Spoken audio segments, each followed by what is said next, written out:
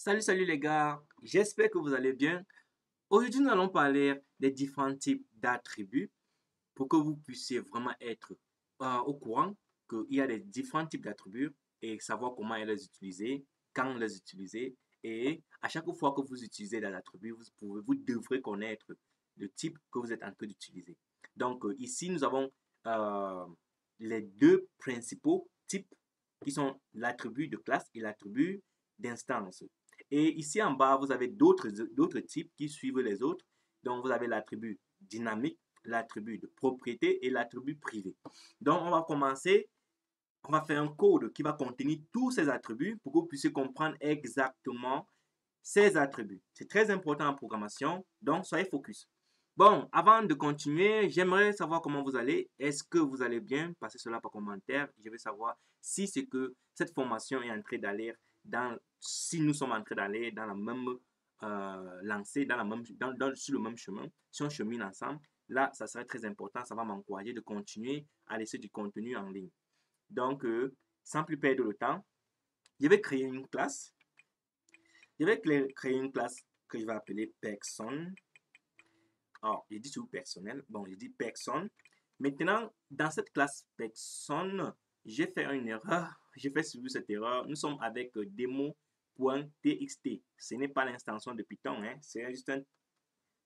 Ce n'est pas l'instance de Python. Donc, nous devrons créer pour nous le fichier Python. Donc, je vais venir sur New File et je crée un fichier. Je vais appeler ça test.l'instance de Python. Apparemment, il semble qu'il y a un fichier qui s'appelle test. Je vais juste mettre 2 pour différencier et je peux entrer. Donc, test 2 Python. Donc, dans cette classe, on va essayer d'implémenter tous les types d'attributs qui existent. Donc, je vais donner la classe personne. Dans cette classe, on va d'abord commencer avec le premier. Donc, je vais commencer avec le premier. Je vais commenter une ligne de code. Je vais écrire le nom attribut de classe. Donc, voici le premier attribut de classe. Voilà comment on déclare une attribut de classe. Je peux déclarer une attribut de classe comme ceci. Je vais dire que numéro personne ou je peux dire numéro personnel. Donc, je peux dire numéro personnel. J'abrège comme ça et j'ai égal à, je donne le numéro personnel comme peut-être un numéro 0. Donc, disons que ça commence avec 0. Donc, voici, normalement, quand vous commencez avec ce trait de soulignement, ça veut dire que c'est protégé. Donc, c'est protégé. Si je mets 2 traits de soulignement, ça va être privé. Donc, n'oubliez pas cela, c'est protégé. Donc, si je veux encore donner un autre nombre, nombre de personnes ou nombre de personnels, je donne peut-être il y a 8 personnes, je ne sais pas trop. Donc, ça, ce sont les deux attributs de classe. Tout ceci sont des attributs de classe parce que ça se trouve à l'intérieur du classe et en dehors des méthodes. Ce n'est pas dans une méthode, c'est uniquement dans la classe. C'est ça qu'on appelle les attributs de classe. Maintenant, passons directement à ce qu'on appelle la méthode spéciale. Avec la méthode spéciale, on va découvrir d'autres types d'autres types d'attributs. Maintenant, je vais un peu déclarer quelque chose ici. Je peux dire que nom, nom de personne. On peut dire nom. On peut aussi dire prénom. J'espère que c'est comme ça. OK. Prénom. Donc, ici, qu'est-ce que je vais faire? Je vais commenter encore une ligne de code. Je vais écrire attribut, attribut d'instance. J'espère que c'est comme ça qu'on appelle ça. Attribut d'instance. Ici, on va donner attribut d'instance. Voici les attributs d'instance que je vais donner. Je vais dire serve.name. C'est-à-dire que serve, s'il représente l'objet qui va appeler cet argument, je vais dire serve.name est égal à, ça va pointer à l'argument nom. Donc ici, serve.name, donc c'est-à-dire que nom. Nom ci représente l'attribut d'instance. Et je vais encore faire l'autre qui est serve.pronom. Je pense que c'est prénom comme ça. Je vais pointer sur le prénom d'argument, l'argument qui se trouve là, dans la parenthèse. Donc, nous avons deux attributs d'instance. Voici comment on déclare les attributs d'instance. Et voilà les deux principaux attributs, ou les deux principaux attributs en programmation avec Python. Maintenant, on va continuer. Je peux continuer en disant que je peux incrémenter. En fait, dans cette méthode, je peux incrémenter personne. Je peux dire l'attribut personne que j'ai mis depuis le haut. Je peux dire personne qui est la classe point. Je mets un tiret, je mets personne. C'est-à-dire que j'appelle l'attribut de la classe. Et qu'est-ce que je fais? Je dis plus égal à 1. Donc, c'est-à-dire qu'à chaque moment qu'on va créer un objet, le numéro de personnes va s'incrémenter. Donc, c'est un peu ça. Chaque fois qu'on va créer un objet de cette classe, le numéro personnel qui commence par 0 va s'incrémenter. Donc, je peux juste commenter cela ici pour que vous puissiez ne pas l'oublier. Je peux dire, ça va être incrémenté. Oui, quelque chose comme ça, incrément.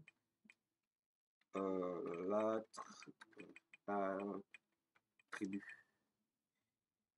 Ok, je vais dire incrément l'attribut de classe. Je peux encore dire quoi? Chaque fois, je pense qu'une instance est créée. Chaque fois qu'une instance est créée. Ok, quelque chose comme ça. Donc, incrémente l'attribut de classe chaque fois qu'une instance est créée. Donc, c'est un peu ça ce que fait ce ligne de code. Apparemment, qu'est-ce qu'on peut faire encore? Je vais encore créer un autre, je vais dire ça, une autre méthode. Je vais appeler cette méthode set. Je vais dire set address. Donc, je vais utiliser, avant d'utiliser ça, il faut que je déclare ça ici. Je vais faire address. Je vais faire address. J'espère que c'est comme ça que vous écrivez adresse en français. Je pense que ça avait un seul D et E. Bon, l'adresse ici serait quoi? Serait égal à none. Je ne donne rien. Je vais laisser ça vide comme ça. Donc, je vais mettre ça un peu protégé, quelque chose comme ça. Ben, ici, donc, dans cette méthode, je vais parler de l'adresse. Je vais faire adresse self virgule adresse. Voilà. Mes deux points, indentation. Je vais faire self. J'espère que c'est bon. Self address tagala address qui se trouve quoi? Qui se trouve dans la parenthèse qui est l'argument. Et à ce niveau, qu'est-ce que je vais dire? Je te dis ici, je vais faire ici c'est l'attribut de dynamique. L'attribut, on appelle ça l'attribut dynamique. Voilà, l'attribut dynamique. Donc ça, c'est un attribut dynamique. Voilà un type d'attribut dynamique. On va continuer. Je vais commenter ici, je dirais l'attribut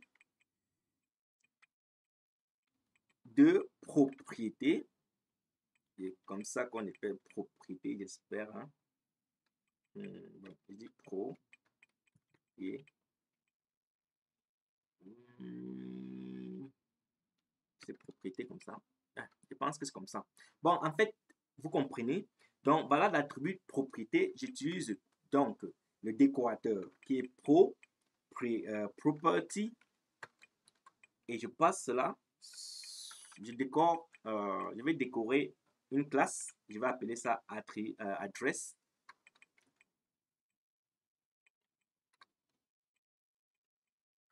Ok.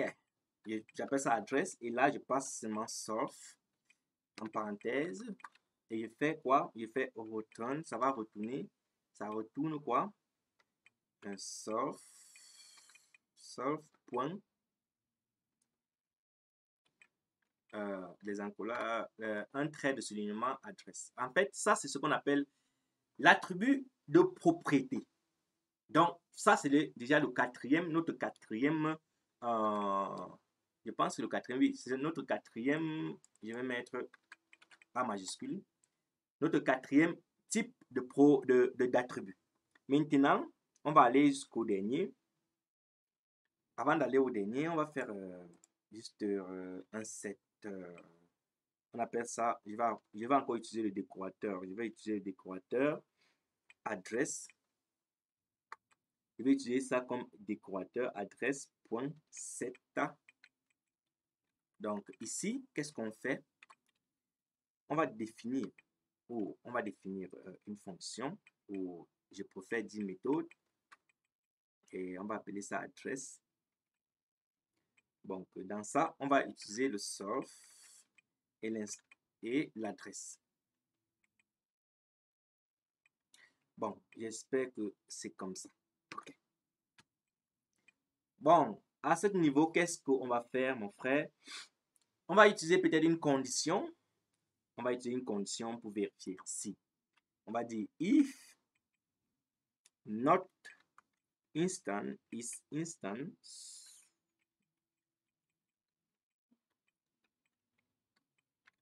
address comme cela, et met le type string dot raise an exception.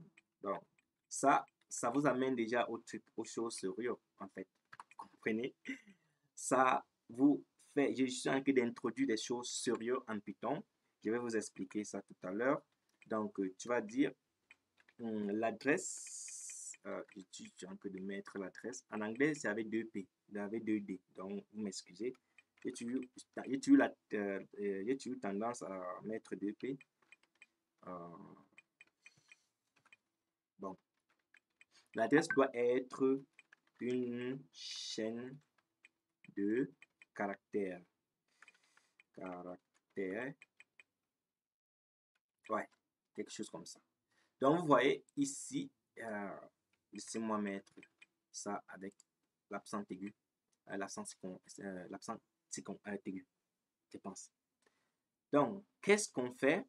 On va dire self dot, on va appeler l'adresse, bien sûr, l'adresse qui doit être égale à l'adresse, pas de T. Okay, c'est bon comme ça. Donc, voilà, on finit avec cette méthode. Maintenant, notre dernier attribut, qui est attribut privé, on appelle ça attribut privé. Cet attribut doit être privé.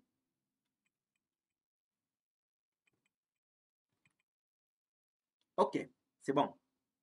Un attribut privé, on va utiliser les deux traits de soulignement et on va dire secret peut-être parce que les deux traits de soulignement signifient que c'est privé. Ça veut dire qu'on ne peut pas accéder à cet attribut à l'extérieur de la classe. Donc, il ne faut pas oublier cela. C'est quelque chose qu'on a déjà fait. Donc, on ne peut pas accéder à ceci à l'extérieur de la classe. Donc, on dit ceci est un secret.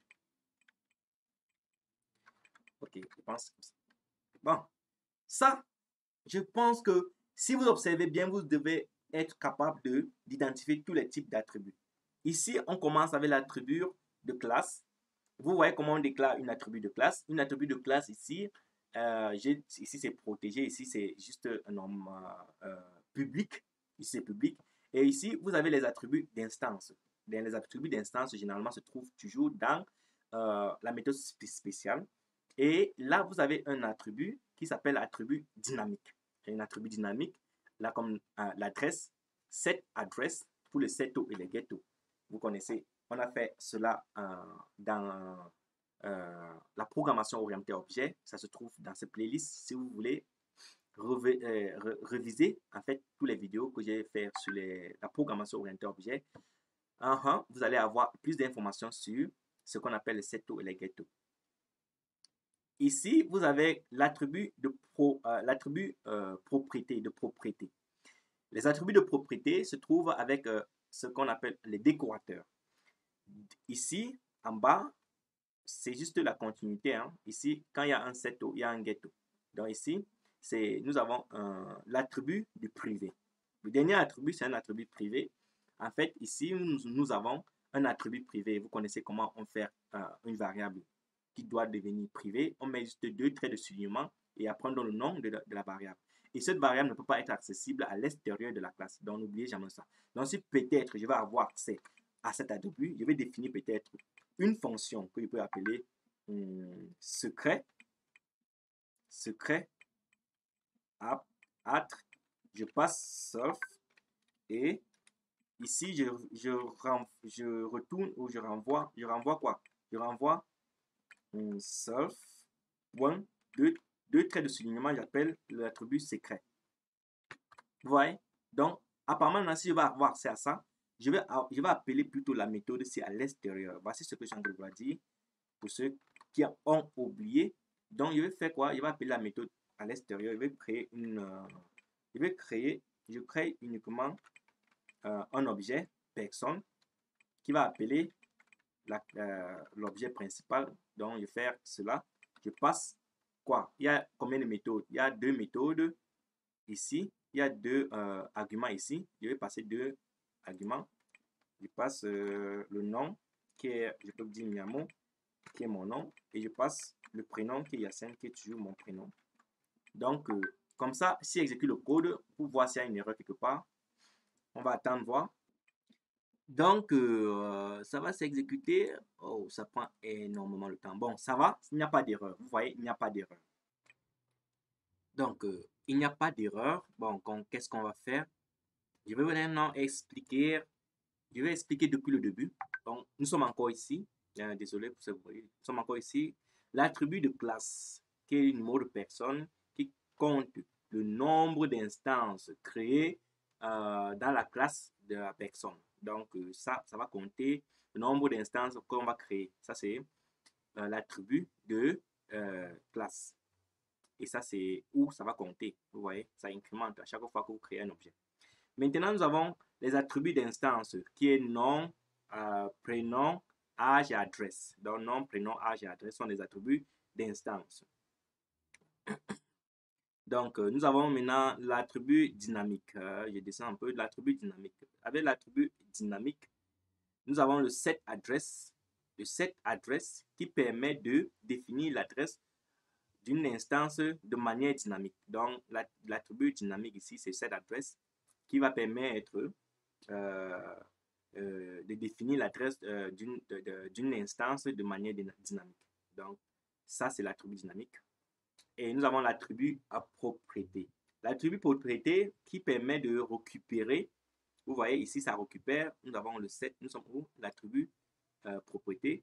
Ici, ça nous permet de récupérer et de définir l'adresse d'une instance en appliquant les vérifications. Donc ici, vous voyez ici, nous appliquons certaines vérifications avec cette condition if not an instance, c'est que ce n'est pas une instance, vous passez l'attribut et le type, vous apportez,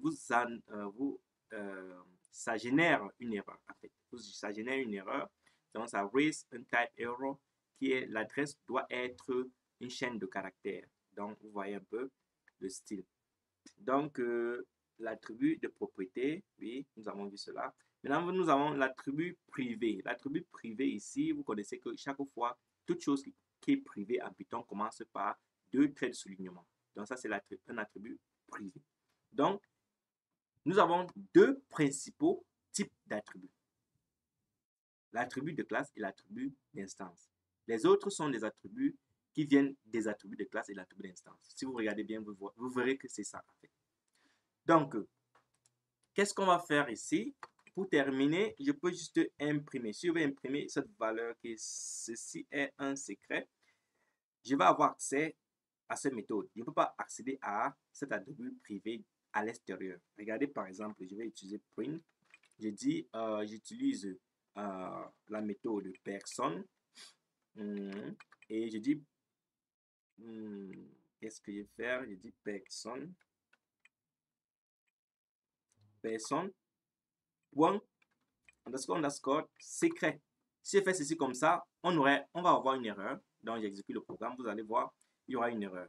Donc, je monte un peu comme ça pour qu'on puisse voir le résultat. Bon.